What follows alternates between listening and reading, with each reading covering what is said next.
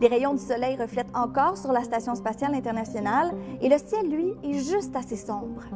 Alors on cherche quoi précisément? Un point blanc lumineux qui se déplace très vite dans le ciel, en ligne droite. Il existe plusieurs outils numériques, tels que le site Spot the Station, opéré par la NASA, qui vous permettent, même des mois à l'avance, de savoir à quel moment la Station spatiale internationale survolera votre région. Et c'est pas tout. Si vous avez envie de mettre toutes les chances de votre côté pour l'observer, vous pouvez recevoir un texto directement sur votre cellulaire de la NASA qui vous indique le prochain passage de la station au-dessus de votre tête. Tu vas avoir la sensation d'être comme dans une masse d'air que tu vas suivre en chute libre. Tu n'auras pas beaucoup des effets du vent. Tu vas peut-être dériver un petit peu s'il vente vraiment très fort. Donc, tu es toujours dans une espèce de colonne. C'est un mode de vie, être parachutiste. Moi, c'est devenu une passion assez rapidement. On va sauter le printemps, l'été et l'automne. Puis on y va pour le confort, on fait ça par plaisir. Ouais. À 200 km/h, les gouttes de pluie vont pincer ton visage. Et dans les nuages, des fois, tu peux avoir la formation de cristaux de glace. Donc ça va vraiment faire très mal en chute libre. Pour le tandem, on va jusqu'à des vents jusqu'à 25 000 à l'heure. Quand on dépasse ces vitesses-là, ben, notre parachute va aller de reculons. Notre parachute a une certaine vitesse d'avant. Si on a la même vitesse que le vent, ben, on recule. Donc, ça devient un petit peu plus difficile d'atterrir où est-ce qu'on veut. Dépendamment de l'expérience qu'on a aussi, les étudiants vont être limités à 15 000 à l'heure de vent. Après le décollage, au début, tu es attaché sur l'avion. Quand on arrive à 2500 pieds, ben là, je vais attacher les crochets du bas sur le parachute. Donc, s'il arrivait quoi que ce soit, on est déjà reliés ensemble. On peut sauter dans cette configuration-là. Et quand on arrive aux alentours de 10 000 pieds, c'est là que je me prépare. Et avant de sauter, quand on va s'en aller dans la porte que je te fais mettre à genoux, je vais vérifier toutes les poignées de mon parachute. Et là, on saute. 13 500 pieds. On va descendre à 200 km/h. On va atteindre cette vitesse-là en 1500 pieds dans les 12 premières secondes de chute. Ensuite, on va sortir le ralentisseur pour nous ralentir en tandem dans les 10 premières secondes de chute. J'avais l'impression quand même que ça faisait plus que 10 secondes. Donc là, tu vas avoir l'impression que tout s'arrête ou que même que tu remontes. Ouais. Mais en fait, souvent, cette sensation-là, c'est plus au niveau visuel. Au niveau des voiles, il y a des voiles pour des sauteurs solo, sportifs, donc les voiles sont plus rapides. Tandem, c'est un autobus, mais qu'est-ce qu'on vole, nous autres, c'est des Formule 1. C'est absolument génial. Quand tu ouvres la deuxième voile, c'est une sensation de plénitude. C'est plus relax. C'est la sérénité, là c'est juste le vent qui glisse sur toi, puis là t'as plus envie de descendre.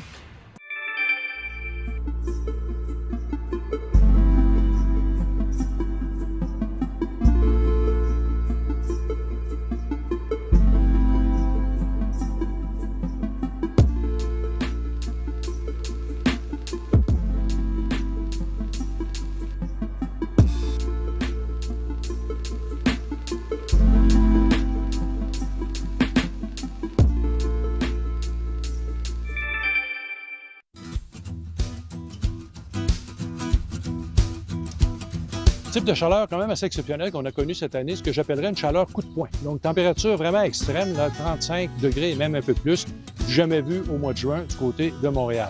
Les températures de 34 degrés, si on utilise ce seuil, ça arrive quand même, là, occasionnellement. Mais plus souvent qu'autrement, ça va être dans des périodes de canicule, des périodes prolongées de chaleur. Par exemple, au mois de juillet, j'ai 15 cas où on a vu 34 degrés et plus du côté de Montréal. Il y en a 2 seulement où ça s'est passé à l'extérieur d'une vague de chaleur, donc dans une période qui durait moins de 3 jours, en 1964 et en 2025.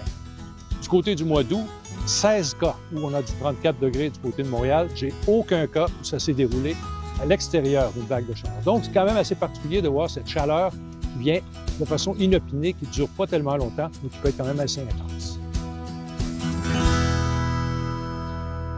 Ayez toujours une longueur d'avance avec l'appli numéro 1 au Canada. Les prévisions d'heure en heure, 7 et 14 jours et plus encore. Téléchargez l'appli Météo Média dès aujourd'hui.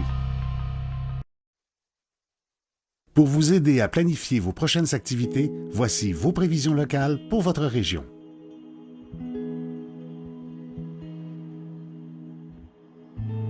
Mesdames et messieurs, bonjour. Voici les prévisions de Météo Média pour les prochains jours. D'abord, il est important de signaler qu'au courant des 7 prochains jours, dans la majorité des régions du Québec, on va s'approcher de la barre des 30 degrés. Donc, on a la chaleur. Ce sera également du temps humide. Et ces deux éléments ensemble font que presque quotidiennement, il y a des risques de voir des orages.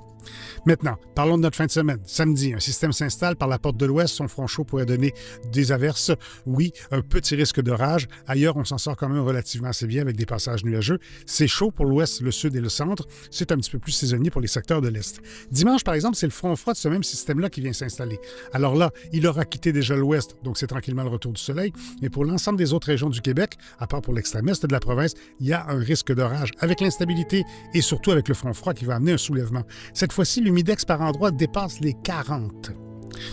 Le début de la semaine prochaine, on garde encore la chaleur. Elle n'est pas nécessairement accablante, mais encore avec l'humidex très présent. D'ailleurs, on parle de canicule quand on a 3 journées consécutives à 30 degrés. Il n'y a pas 3 journées consécutives à 30 degrés à venir dans les 7 prochains jours, mais on va osciller près du 30 degrés, donc on ne peut pas parler officiellement de canicule, on parle de temps chaud. Lundi, mardi, mercredi, c'est chaud. Jeudi, il y a un système qui s'amène, on parlera de quelques averses. Si vous recherchez plus de détails pour chez vous, www.meteomedia.com.